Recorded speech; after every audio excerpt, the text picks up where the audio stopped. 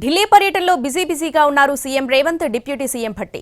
లోక్సభ అభ్యర్థులపై పార్టీ పెద్దలతో కలిసి కసరత్తు చేస్తున్నారు. మరోవైపు కేంద్ర మంత్రి నితిన్ గడ్కరీని కలిసి రాష్ట్రంలో అభివృద్ధి పనులతో పాటు పలు ప్రాజెక్టులపై చర్చించారు. ఢిల్లీలో సీఎం రేవంత్, డిప్యూటీ సీఎం ఇద్దరూ పార్టీ పెద్దలతో వరుసగా సమావేశమవుతున్నారు. లోక్సభ అభ్యర్థుల ఎంపికపై కేసీ వేణుగోపాల్తో ఇద్దరూ సుదీర్ఘంగా చర్చించారు. నామినేటెడ్ పోస్టుల భర్తీపైన ముగ్గురు మధ్య డిస్కస్ జరిగింది.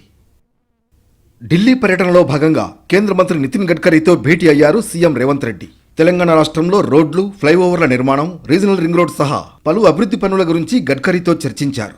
రేవంత్ రెడ్డితో పాటు డిప్యూటీ సీఎం భట్టి విక్రమార్క, మంత్రి కోమటిరెడ్డి వెంకటరెడ్డి కూడా ఉన్నారు.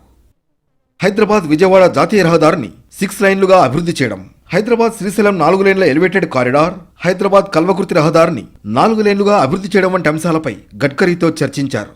అలాగే రాష్ట్రంలోని 15 రాష్ట్రీయ రహదారులను జాతీయ రహదారులుగా అప్గ్రేడ్ చేయాలని సీఎం రేవంత్ రెడ్డి బృందం కోరింది.